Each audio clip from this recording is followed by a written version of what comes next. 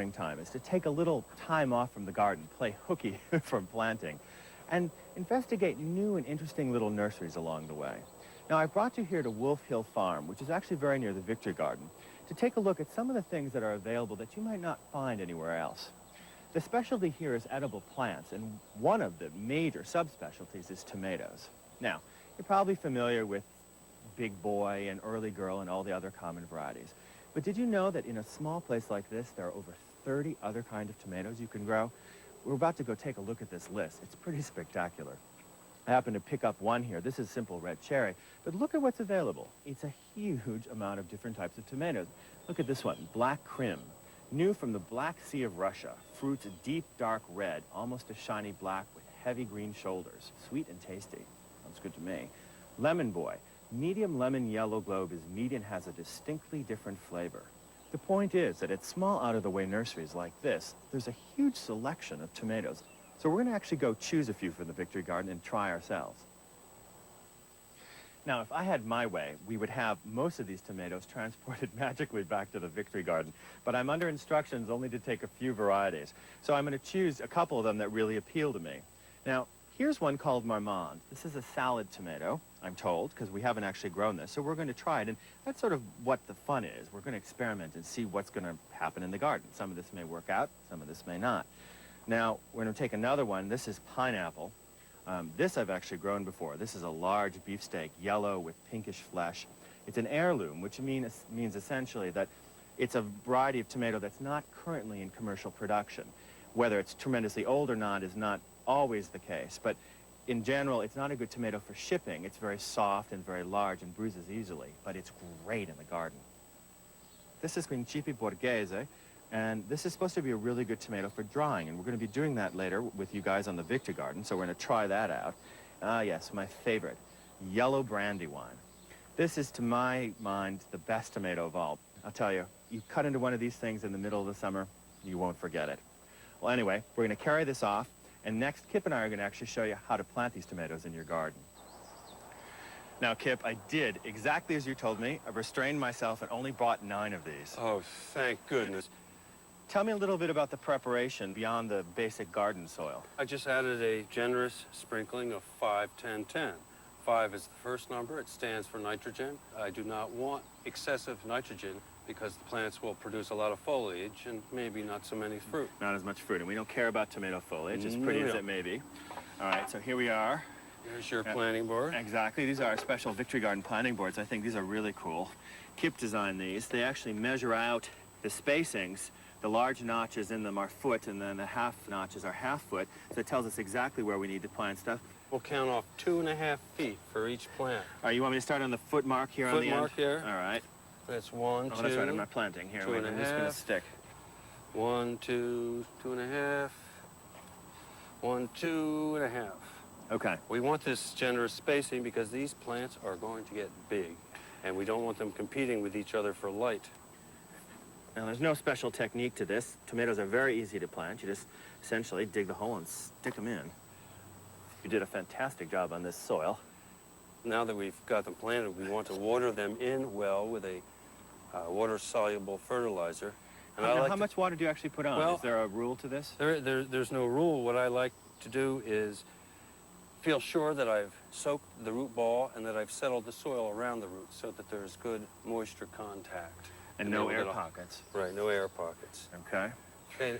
Now, our next step is actually cages, right? We need to make some cages. Now, we're actually going to make cages and show you how to do this as opposed to buying them, because we feel ours are bigger, more rigorous, and don't tip over in the wind. Right, the little ones that they sell are maybe good for a pepper or something, but they're not gonna, not tomatoes. They're not going to hold back our tomatoes. So next step, cage production.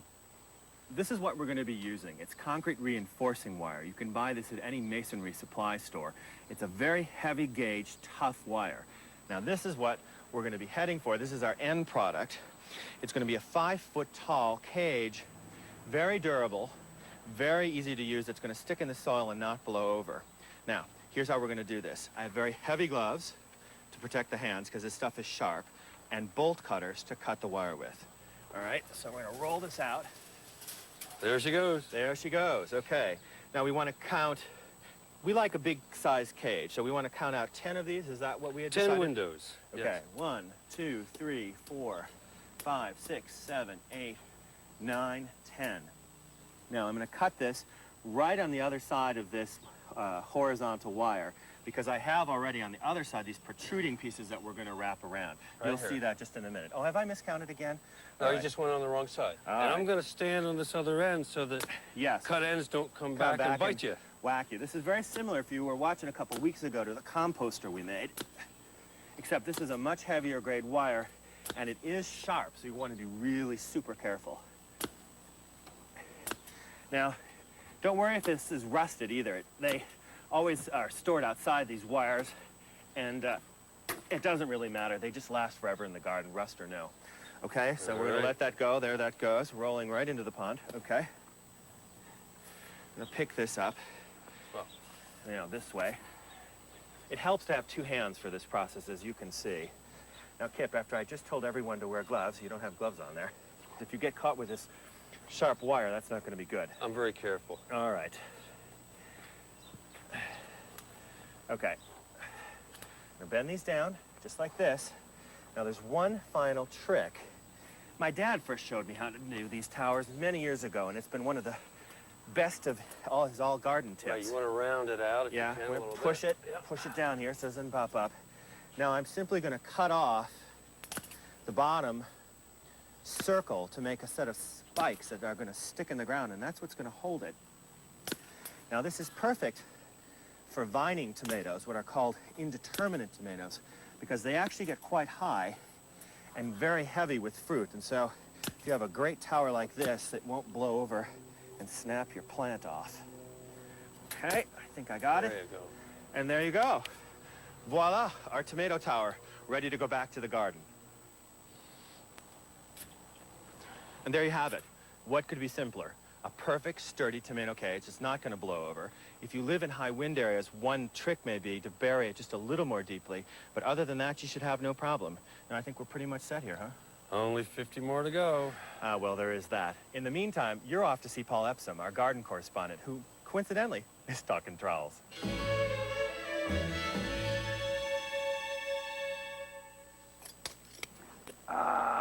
Straight down.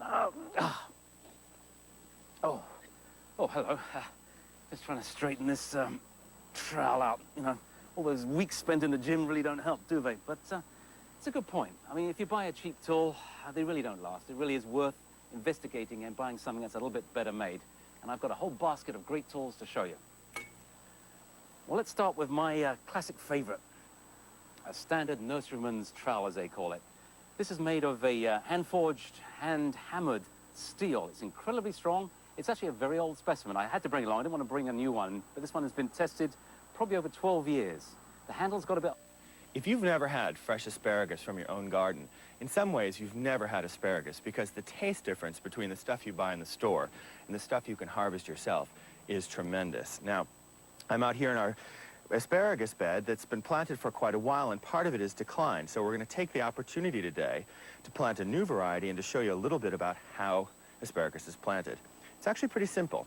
We've prepared a trench here that's about 6 or 8 inches deep. Now, asparagus likes a little bit of alkaline soil, so I'm going to add a touch of lime to my trench, like so.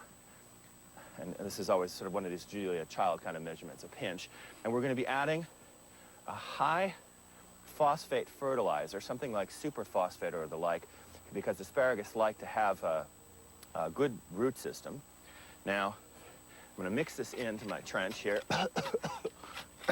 as we get all the dust going. And I'm just going to mix the soil in a little bit. Our old bed sort of petered out along the way, so we are going to have a great opportunity here for a new variety. Now, this is what asparagus looks like. Here's our shoots actually coming up from the old bed. As you can see, this is a standard green variety. I believe this is probably Martha Washington. This is our new variety, and you buy it from a mail order catalog. You can also do it by seed if you want to, but it takes even longer, so that's generally not the best process. And it's really easy.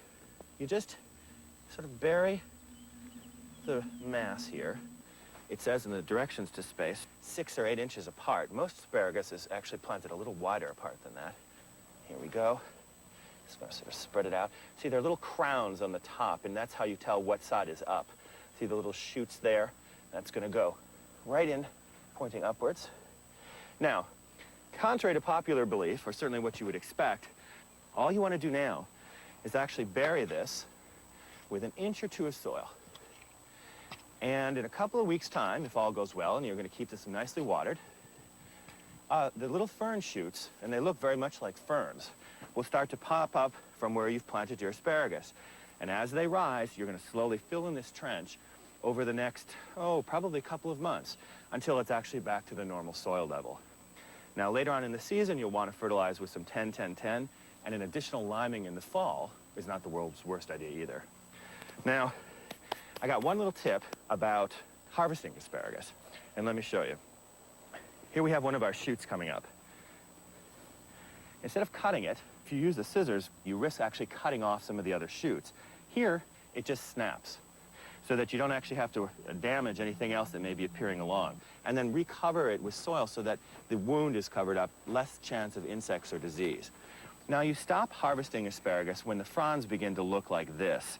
When they start to rise up and get tall and are very pencil thin, you can see here's the foliage starting to rise, then you know it's time to stop. The plant needs to get energy to produce next year's spears, so you need to have it develop some leaves. Now, before I go upstairs and start cooking with asparagus, I wanted to show you this. It's white asparagus.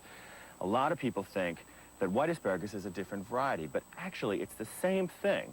It's simply that the spears have been protected. They're generally mounted with soil or covered with pots, and therefore the chlorophyll doesn't have a chance to form. There's no photosynthesis, and the spears stay white like this. It makes them very tender. It's a prized European delicacy, and I happen to like it a lot. Anyway, so that's Asparagus 101 for today. Now we're heading up to the kitchen for some cooking.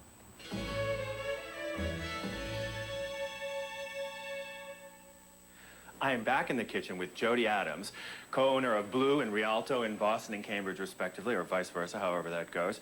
Either way. Award-winning James Beard chef, best of New England, fantastic. And we are going to be cooking with asparagus. This is actually a roasted salmon, an asparagus dish with fava beans, peas, and ramps. And ramps are wild leeks that grow just around springtime as well. Really? And All over the country? Yeah, all over the country. Wow, And okay. then you just pull like this, as you would a scallion. Okay.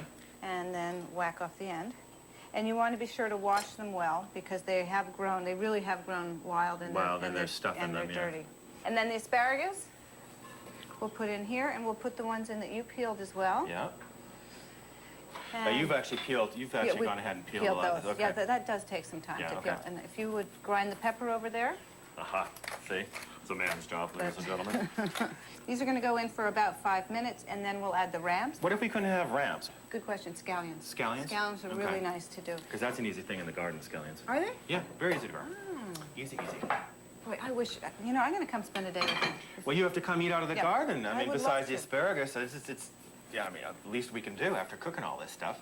Okay. What am I doing here? More pepper, More pepper, okay. What am I doing? just all over.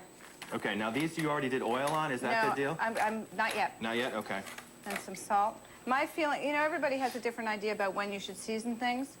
I believe that things should be seasoned first and then oil put on. Pepper Pepper? again? Okay. So the short of And a it is little that more. the seasoning goes before the oil. Yeah. And then this doesn't need, salmon is a very forgiving fish. It's wonderful. It has its own level of fat that's quite high, so you don't need very much fat. So, the pan's hot, I hot. presume so. Heating pan here, and in it goes. And then the asparagus can go in as well. The asparagus on the lower shelf. Okay. Yeah. Okay, and while that's happening, we're going to make this egg sauce. Okay, now, when you do this, you want to get the eggs started with a little bit of water, Okay. a couple of tablespoons of water. It will help it froth, and some lemon juice.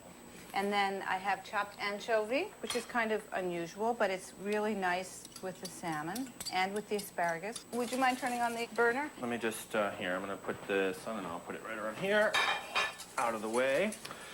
And let's see, this is the invisible stove. That's perfect. Okay. So what's the key to this? Just keep moving? Keep it moving. Okay. It's feeding air in and essentially poaching the egg yolks. Okay, and when it gets to that point where it's thick, Yeah. then it can come off the heat, Okay. and we will start off the heat, start Careful. beating in the oil. Now, since I have you here, you could actually hold the bowl for me, although Okay. it is hot. Okay, now what we're gonna do is make an emulsion, which is exactly what you do when you make a mayonnaise. So you add a little bit of oil. How do you know Going when to around. stop? It takes about a half a cup of oil. So there we are. Okay. Okay, now what is the next step here? The next step is to pull out the salmon. It's probably done. All right. I'll do this part. Yeah, I 'cause think you'll it's do hot. that. All right, yes.